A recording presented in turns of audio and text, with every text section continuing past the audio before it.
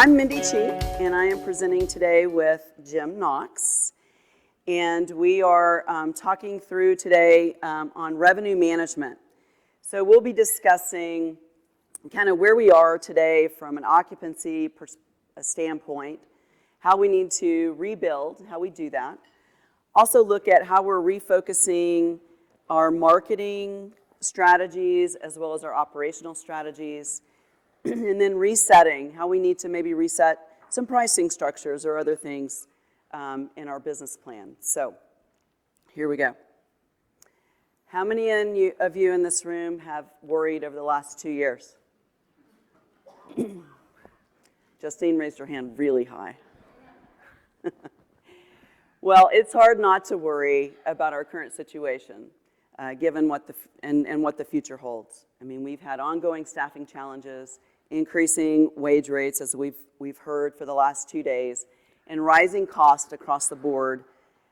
We find ourselves asking, how are we going to find the revenue to afford all of the increase in cost that we're seeing?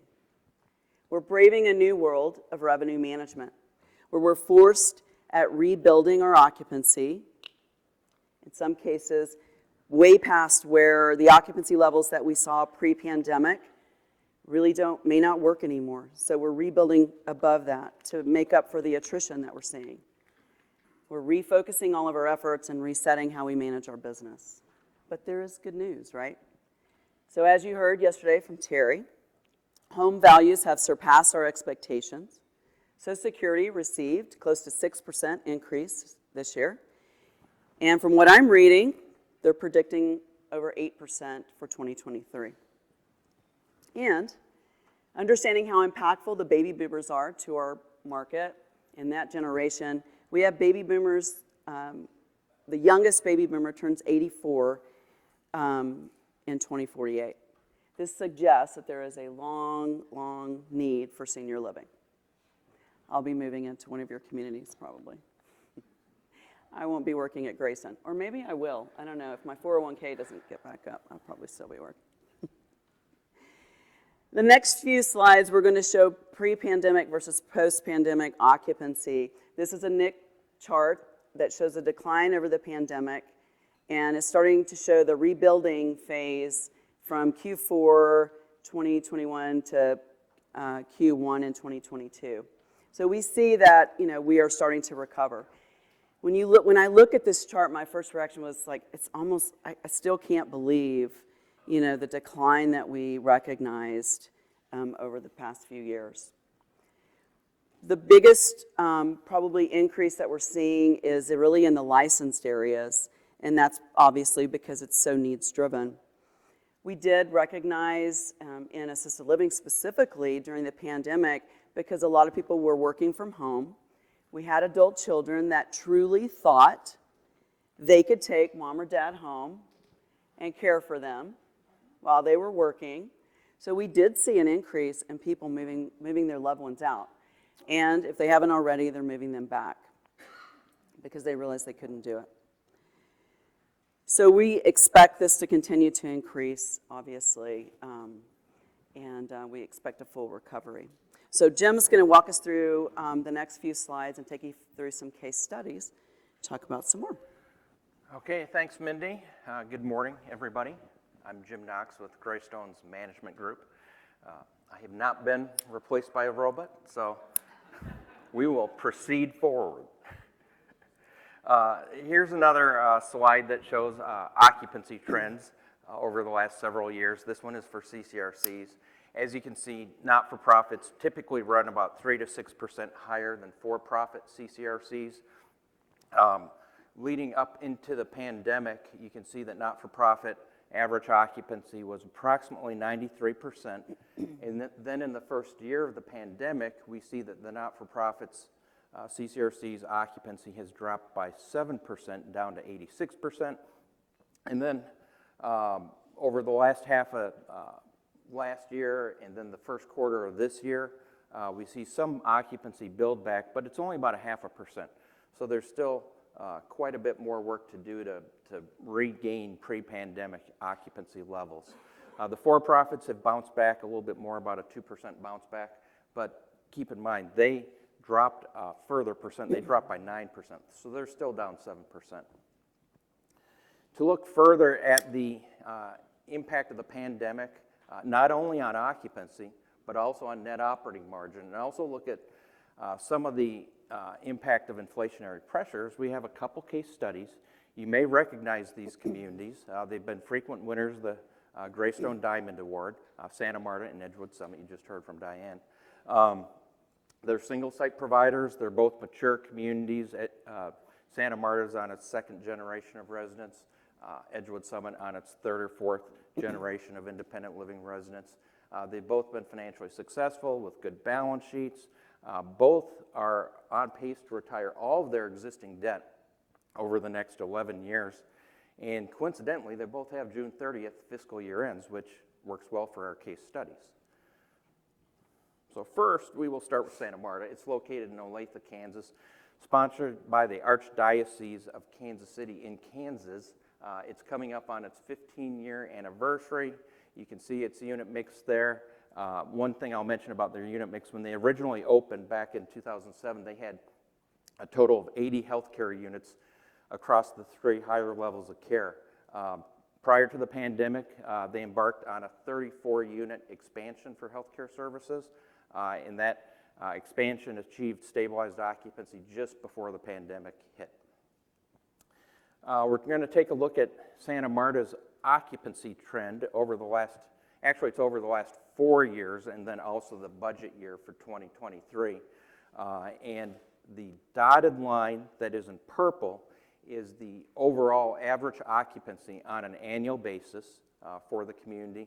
We see going left to right that the peak occupancy was achieved in the fiscal year ending June 2020. That's the year they achieved stabilization with the healthcare expansion. And in the first 3 months or so of the pandemic, they actually held their occupancy fairly well. So they had 94% overall occupancy that year. The next year, the first full 12 months under the pandemic, we see a drop in overall occupancy to 88%. So a 6% drop, it's fairly consistent with the industry average. This past year, which is ending later this month, we're seeing a bounce back here up to 92% overall occupancy. So they're trending here faster than the industry. And then for next budget year, we have them going up 1% more, so they'd be within 1% of their pre-pandemic occupancy. Next, we look at the impact over the same 5-year period on the net operating margin. As many of you know, the net operating margin is operating revenues less operating expenses. It does not include entrance fees, investment income, interest expense, non-cash items like depreciation.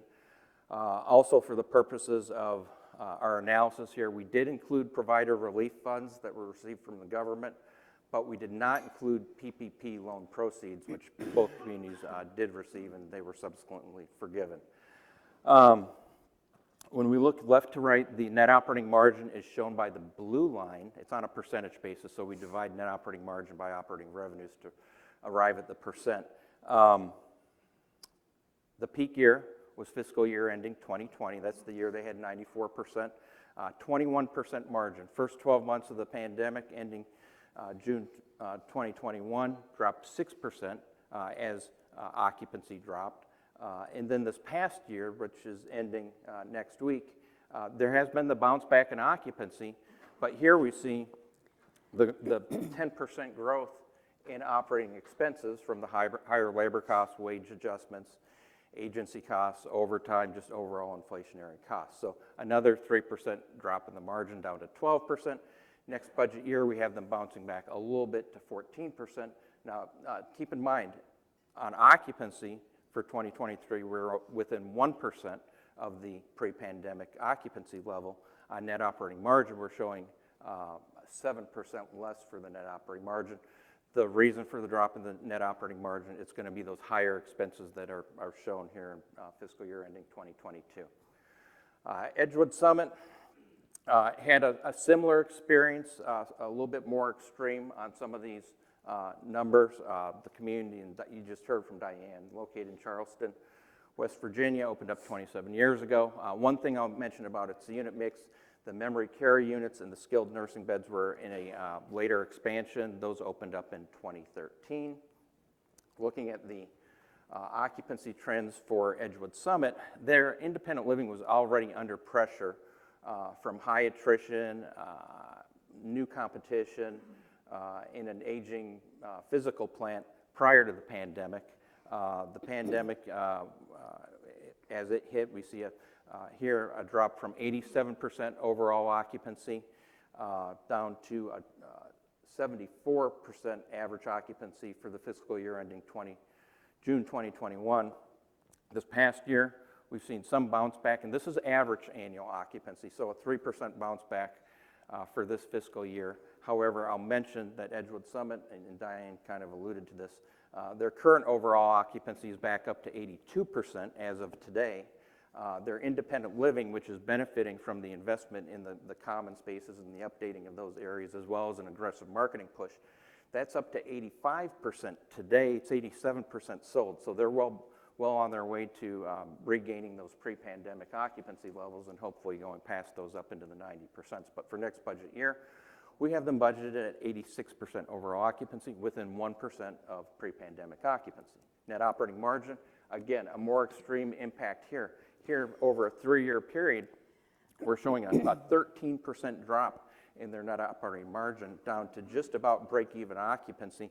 And then for next year, when we show a 9% gain in occupancy plus a 5% resident fee increase, we are showing some bounce back in the net operating margin back up to 7%. But again, a 6%, go from the beginning to the end, a 6% drop in net operating margin, but only a 1% drop in occupancy.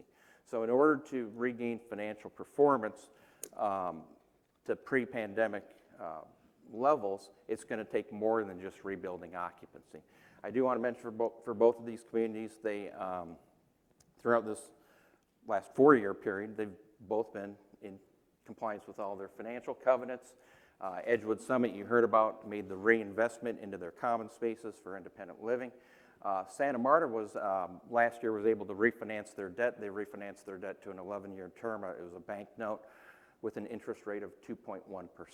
So I'd like to give a shout out to the board members that are here, Amy Kinderis with Edgewood Summit, as well as Doug Mormon and Jane Zaccardi with Santa Marta for their commitment and perseverance.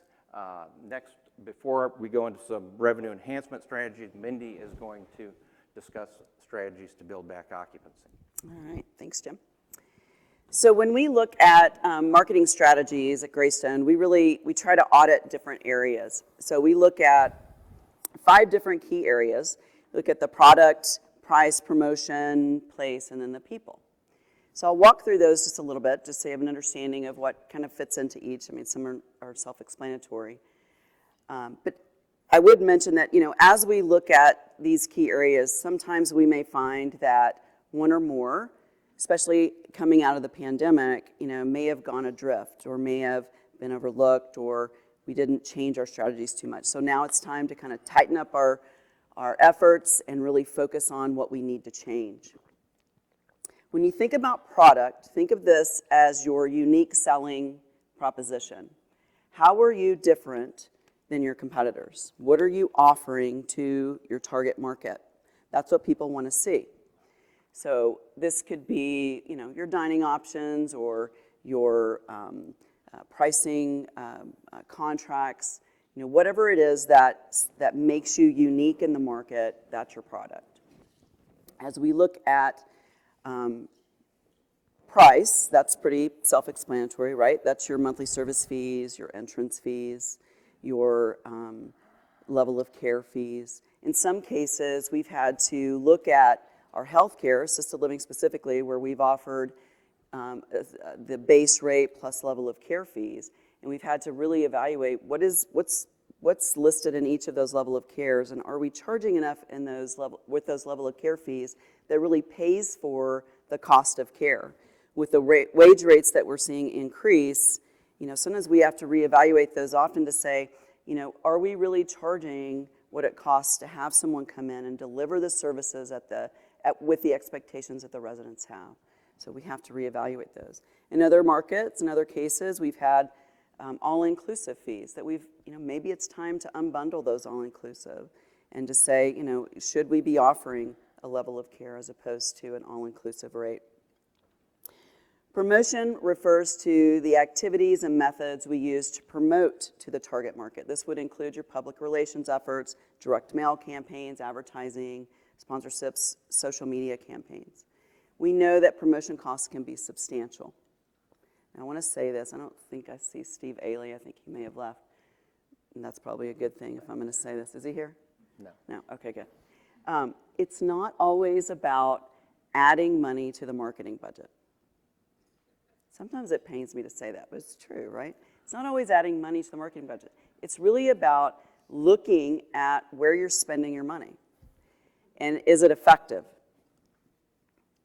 So as we look at where we're spending money and what tactics we're using, we really need to work with our agencies to say, are we really driving the results that we need with the tactics that we have in place, or is it time to change the tactic? So take a look at that. Also working with your sales teams and as they're utilizing their community relations management systems, their CRMs, are they putting the data into that system to where you can actually pull a return on investment? Are they able to tell you where the leads are coming from? So very important that all of that is put into the system effectively. As we look at place, that's really how our product and service is delivered to our prospects and decision makers at the right time, at the right place, the right quantity. This would include your website. When we audit websites, we take a look, is your website, does it really tell the story that you want it to tell in your market? Or is it like every other website in your market? Do you have videos and testimonials and all the things that actually give the story of who you are? A lot of times in assisted living, we pull up website pages and it lists the same things. 3 meals a day, housekeeping, private apartments. But what else do you offer? What other story can you tell? That's what people want. They want to know how they're going to connect to your community, how they're going to engage with others in your community, how you're going to keep them connected to the outside world, to their families. How are you actually helping them to be the best they can be when they move into your community? When we talk about people, in my opinion, this is one of the most important pieces of this puzzle. Who you hire actually makes up who you are, right? It makes up the culture. Who you put in leadership positions, who you have that's serving your residents in the dining room, your housekeepers. It's so important to understand that everybody that you bring into your community makes up the sales culture in your community. Think about your housekeeping team. Your housekeepers probably see your residents more than anybody else in your community. Do we know the interaction that they have with your residents? Are you hiring the right people? And it's challenging, we know, because the labor market is tough, but we have to make sure that we're hiring the right people and putting training in place so that they can deliver the services to the expectations of our residents. So there's a lot that goes into a marketing strategy. We know I could spend all day on this, probably miss some key points. But I want to focus on an area that maybe we haven't in the past spent a lot of time on with our marketing plans. And that is really the social media campaigns. So think about social media for a minute and think about where that fits into your marketing strategy. Because again, the whole purpose of the marketing strategy is to drive leads that are qualified, that are ready to move in, so you can build your occupancy. So it's all about the tactics, everything we've discussed that goes into that plan. When we think about social media, I want to focus on this for a minute because we're seeing more and more communities find the importance of hiring a person that is responsible for driving the social media piece to the company. So if you don't have that person, it typically falls on who? A lifestyles activity person falls on maybe a salesperson, falls on people that maybe don't have all of the time or maybe training that goes into creating a great strategy or a great plan. So let's take a look at this for a minute. So the most common social media platform among senior living communities is what? Facebook. Thank you, Kathleen. I knew you'd know that. Facebook. Other mediums may be Instagram, YouTube, Twitter, Snapchat. The list continues to grow. If you want a good Twitter account, look up Mark Andrews. He's got a great Twitter account. So when I audit community Facebook accounts, it's common to see a few resident activities posted, typically all from independent living, because a lot of communities, they don't want to post anything on assisted living because it might make your community look too frail, too healthcare oriented. So a lot of independent living. You see things like maybe a few blog posts, a car show, maybe a few resident activities, all with a couple of likes, maybe a comment or two. There's some posts that maybe you see that are every month, but for the most part, it's really not that consistent.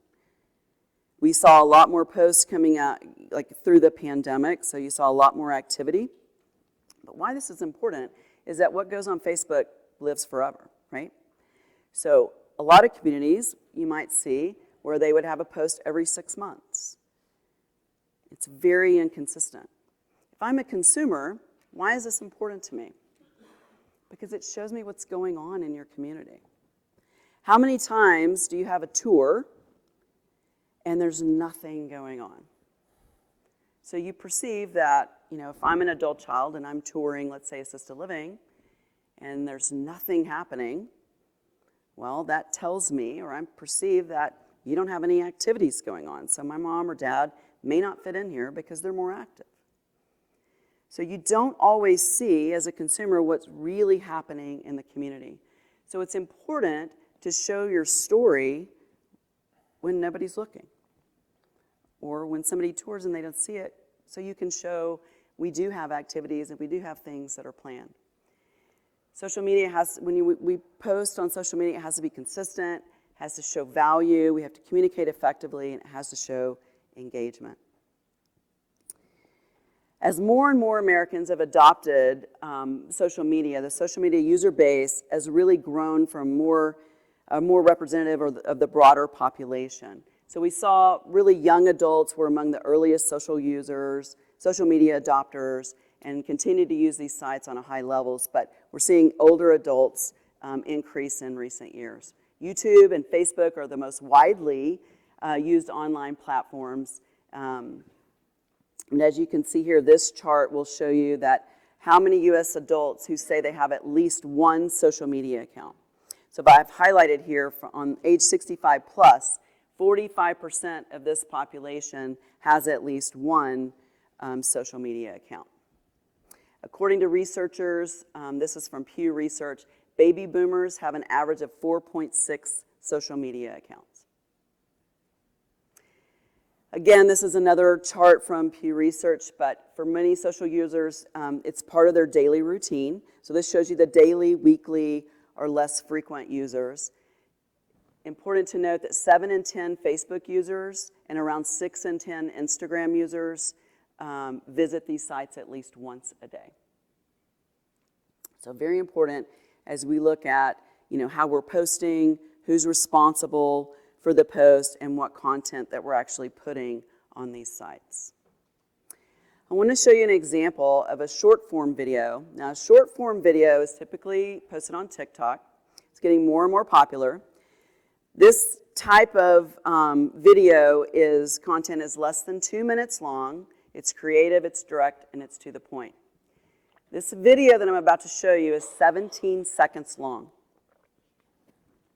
It had over 1 million likes, over 5,500 comments, and it was shared over 136,000 times. This is from a senior living community. How long have you been married? 75 years, June 14th. The key to 75 years is what? Well, just the normal 3 things that you have to do, and that is take out the trash and put on the toilet seat, and yes, dear. Take note, gentlemen, take note. This is another post that was posted on Facebook as well as YouTube, and also lives on the site. This is from Presbyterian Village North, located in Dallas, Texas. It had several likes and shares, but why this is important, and I'm gonna show the video here in just a minute, and I want you to watch the reaction of the residents. But why this post is important is that it shows life. It shows activity. It shows that people are engaged in communities. As an adult child, if I'm looking at this, I see activity, I see engagement. It looks fun. I want my parents to live in a community that has this as an offering.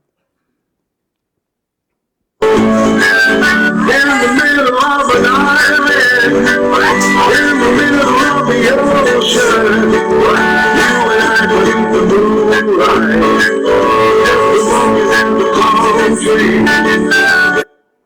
I know you all wanted to get up and hula. I should have made you do that as an exercise, I guess. I can go back.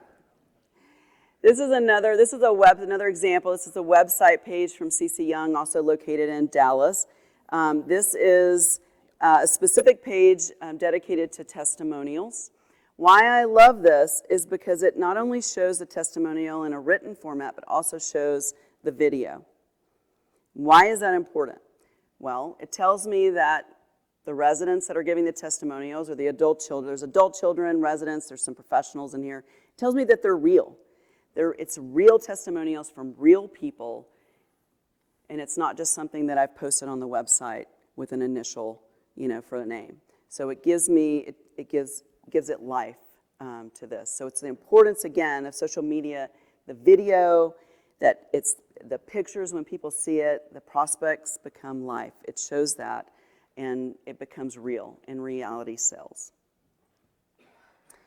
Now I'm going to shift focus for a minute and talk about marketing as a holistic approach and how operations and marketing come together and why it's important that we align our efforts and do this as a team.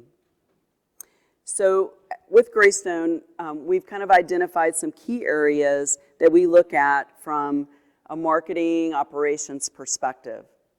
So we're going to take a look at a few of these. So we'll talk about first impressions first, first impression surveys. So I mentioned sales culture earlier, and sales culture is made up of everybody in your community, from the housekeepers up to the leadership team, right?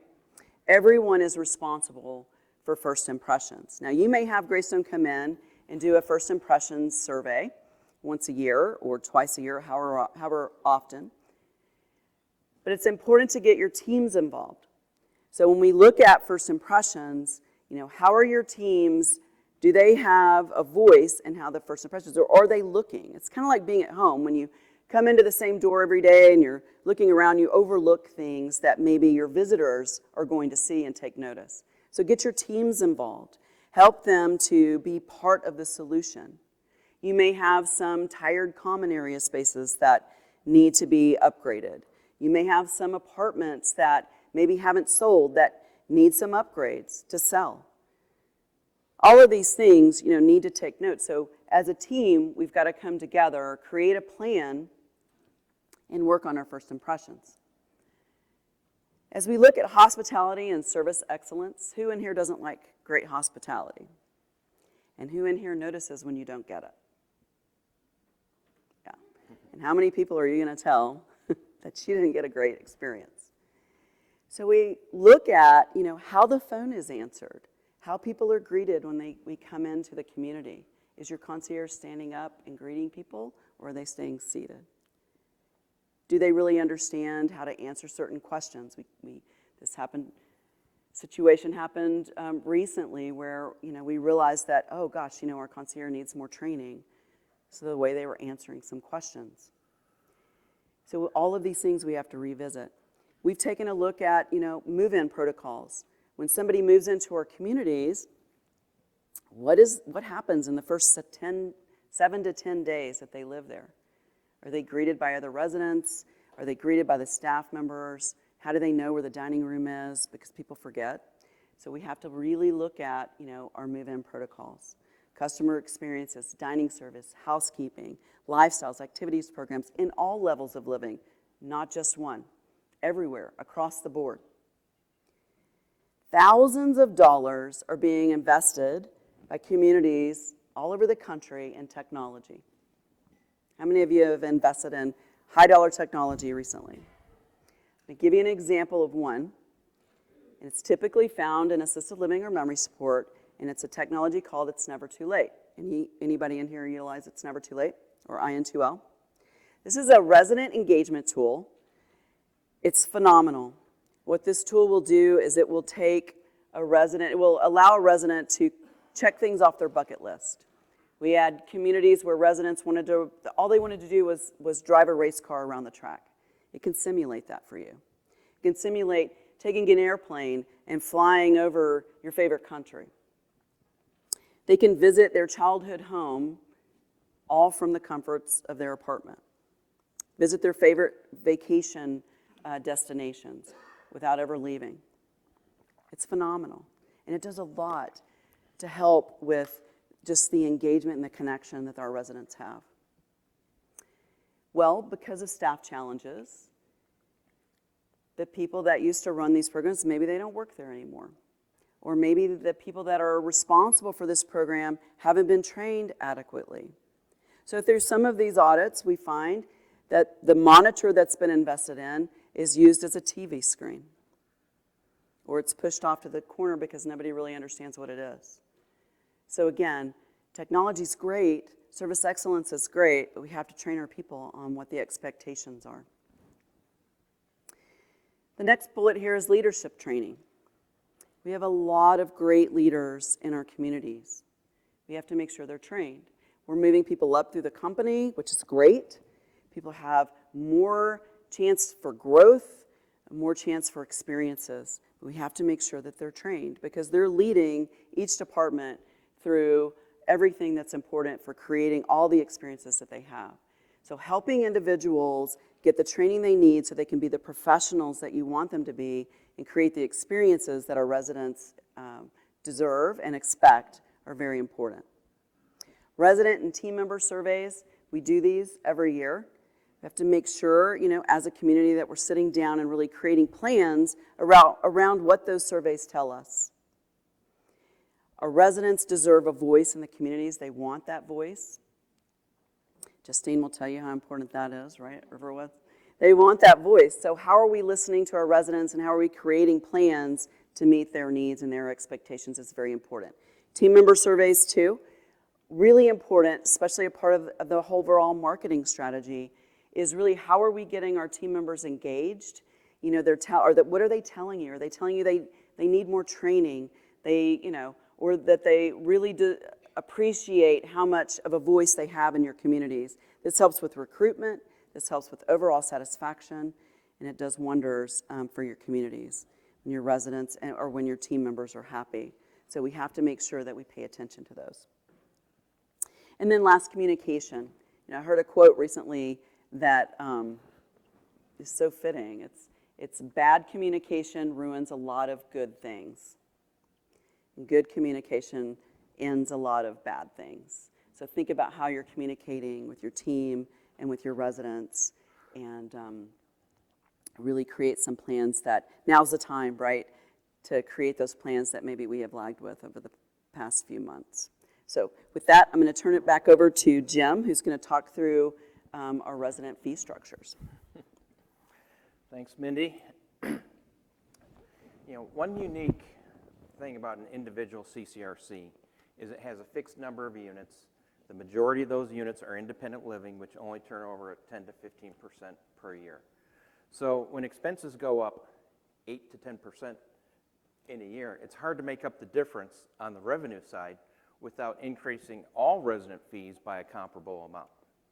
And you may need to do that. We'll talk about that in a few slides. But first we're going to look at how we can make some modifications to the resident fee structure, contract terms, where potentially you can drive more revenue and more profit out of new sales. So, new sales, why don't we just charge more? It's easy to rationalize. Expenses are going up. We should charge more. All the other industries are increasing prices. Why not senior living? It's also easy to rationalize why not to.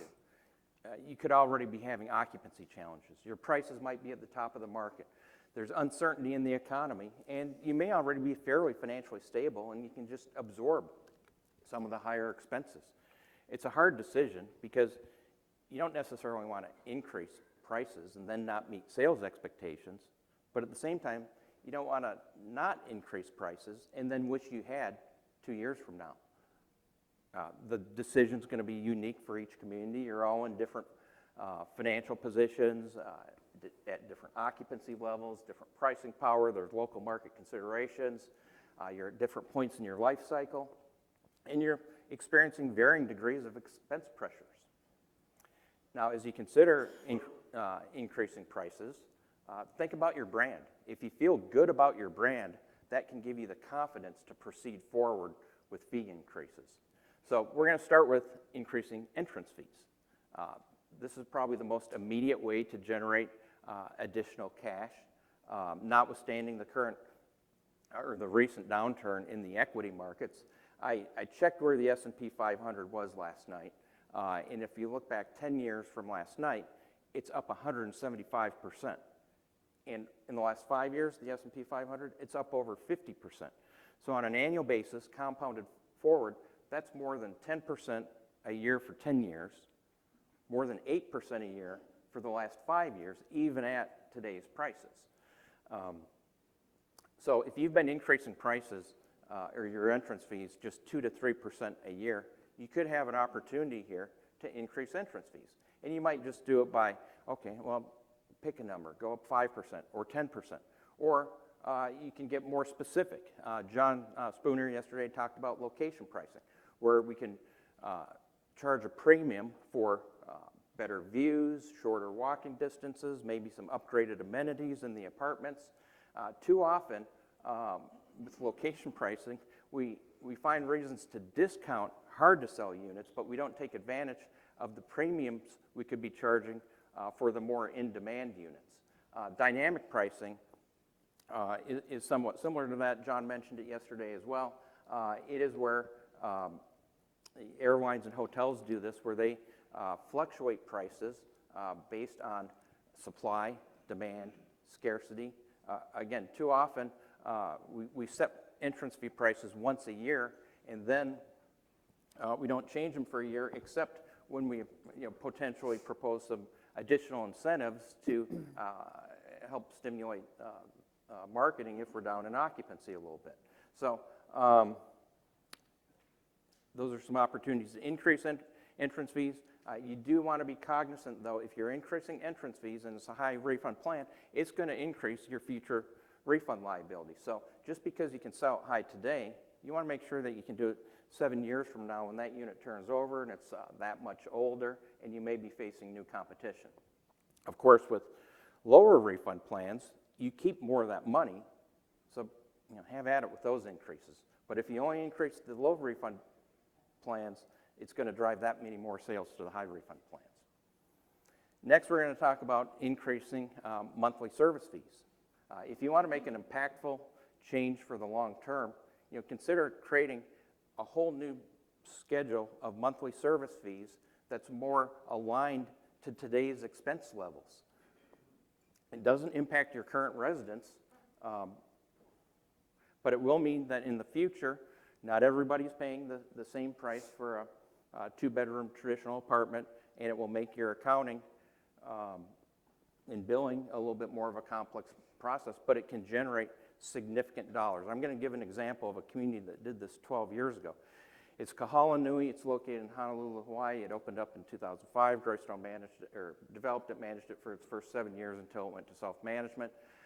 When that project achieved stabilization, it was meeting its financial covenants, but the board was worried about its long-term liabilities, and they asked us, how can we better position ourselves today to address long-term liabilities? So Greystone responded with some recommendations. We said, you can increase entrance fees. You're full. You can reduce the refundability on entrance fees. You could just create a whole new tier of monthly service fees, Or you could change your life care benefit from a single equalized life care benefit to a double equalized life care benefit. And they picked two of those. They picked increasing their monthly service fees, or creating that new tier of monthly service fees, as well as changing their life care benefit. So they increased their monthly service fees 13% across the board. It was $450 a month back in 2010. In today's dollars, that's probably more than $600 per month per apartment. If we assume they've turned in the last 12 years 200 of their 270 apartments, that's 200 apartments, $600 a month, $7,000 a year, $1.4 million more to their net operating margin. If we look at the change in their health care benefit, going to the double equalized contract, again, several $100,000 of additional dollars they're realizing today. Probably in total, more than $2 million more in their operating margin today based on those decisions they made 12 years ago. Now, I checked their, on Emma, I checked, what is their net operating margin today? Today's about $3 million. I also noticed that 12 years ago it was a non-rated community. Today, it's a Fitch A+ rated community. So it can be significant.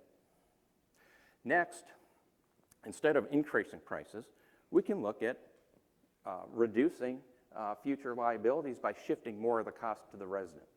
This is a long-term strategy, as the benefits on the back end but of the resident life cycle, but 5 to 10 years from now, you may feel pretty good about this type of an adjustment. This could be as simple as reducing a 90% refund plan down to an 80% refund plan. Or if your couples are receiving the same refund percent as singles, you could consider reducing, and many communities have done that, reducing the refund percent for couples. Say, instead of a 90% refund, it becomes an 80% refund. You can also look at just making changes on a selective basis between plans. If your low refund plans are more profitable and your balance sheet can handle, and your cash flows can handle selling more of those contracts, you could just shift or modify the high refund percent refundable and potentially drive more sales to your lower refund contracts. Next, we can look at changing the health care benefit. It was about a decade ago for the communities that were offering single equalized life care benefits. Greystone started recommending shifting to a double equalized program. The market accepted that change. We still offer the double equalized life care program today, but we're starting to see a larger mix of Type B defined benefit contracts as well as Type C fee-for-service contracts. Now, we just discussed a number of different adjustments to the resident fee structure and some of the different contract terms. To help understand the potential impact of those adjustments, a helpful tool is an actuarial pricing analysis. This is something that's completed by an actuary. The actuary is going to use for each contract type, your pricing schedule, your contract terms like percent refundable, health care benefit. It's going to use today's operating expense levels. It's going to use some of your resident demographic information. It's going to, for present value purposes, it's going to use assumed discount rate. With all this information for each contract type, the actuary will calculate whether there's a projected surplus or deficit based on your assumed pricing. This helps us understand whether pricing is actuarially sound, and it provides insight on which contract types are the most profitable. Now we will move to the annual fee increase. And this is a tough one because most of us are inclined not to go too high with the annual monthly service fee increase, notwithstanding what we've heard so far at the conference. We know that this increase is hard on some of the residents, and we know that the pandemic level of services that have been provided over the last 2 years are not where we'd like them to be. But the reality is there's been some large cost increases that will need to be absorbed. This is a chart here of the annual median independent living fee increase from a survey that Ziegler conducts annually by surveying CCRC CFOs. We see in this chart that for the last decade, every year the median independent living fee increase has been 3.0%. Except for this current year, it's up to 4%. Now keep in mind, This survey is at least 3 months old, and the increases for 2022 were probably determined last fall. We also show on this chart in blue the annual CPI increase. That's a Consumer Price Index indicator of inflation, and in purple the annual Social Security increase. You'll note that the Social Security increase tends to lag CPI by a year because the increase that's determined in October for the following year is based on the current year's inflation. Most of the last 10 years, those two indices have been less than 3%. But then we see in 2021 inflation going up closer to 5%, and this year up to 8%, or it's forecasted to end the year around 8%. The Social Security increase was almost 6% for this year, and given that Social Security lags CPI, it's probably going to be more than 6% next year. So how high should you go with your next fee increase? Well, that's going to be your own decision because each organization, each community has its own set of circumstances. Santa Marta chose to go up 4% next year. Edgewood Summit, 5%. Here at the conference, and especially during the CEO session, we heard about a number of communities going up more than 5%. My guess is next year's median increase per the Ziegler survey will definitely be over 4% and could very well be north of 5%. We also want to look at capturing any revenues we can from increases in service, any uncompensated services. Mindy spoke about this a little bit. In assisted living, we continually see higher acuity levels, which result in higher costs. If you're not capturing those costs through revenues, think about how you can. And let's not forget to increase prices for a la carte services such as additional resident meals, guest apartments, transportation, outside of senior living, all those areas we're seeing increases. That's been a very quick look at some different revenue enhancement strategies. And now I'm going to turn it back over to Mindy to wrap it up. Had to add a little entertainment. I said I was hoping I didn't fall on the stage, but this could be just as bad. I don't know. All right, so we opened the presentation up by asking you who in the audience worried about finding enough revenue to really afford all the increase in costs that we're facing today. Well, we looked at some demographics, and we know the pipeline's good for a very long time. We know CCRCs are still a favored product in our markets, which is a huge plus. We understand that we need to rebuild occupancy levels above what we saw pre-pandemic, and we need to continue to sell above the attrition that we're seeing. We discussed some best practices. Jim shared some great case studies. We talked about marketing strategies and operations and how we can implement strategies around better efficiencies to ensure our teams understand they do make a difference and they're a huge part of the overall sales culture. Jim closes us with looking at different pricing structures and fee increases and identify ways that we can increase that revenues that will go with us for a very, very long time. So all of that is good. There's certainly more to do. We don't have all the answers, but we do know that it really just comes down to leadership. Really great leadership. Great leadership, hiring the right people, putting the right strategies and teams in place make a world of difference as we look forward into the future. I wanted to mention one thing. I was reminded when my son he's 31 today. When he was 12 years old, around 12 years old, he made a comment to me. He was upset about something like all 12-year-olds do. And if any of you remember those days, they complain. And he looked at me and he said, he was complaining about something, and I looked at him and I said, you know what? My first reaction was get over it. You should have lived where I grew up. You'd think you have it bad. I didn't say that. But I said, it could always be worse. And he looked at me and he said, you know what, Mom? He said, you're right. It could always be worse, but it could certainly always be better. So I'll leave you with that. And next up, we've got Bud and Heather and Mallory, they're going to talk us through some development. So thank you. After you go, ready? Break a leg.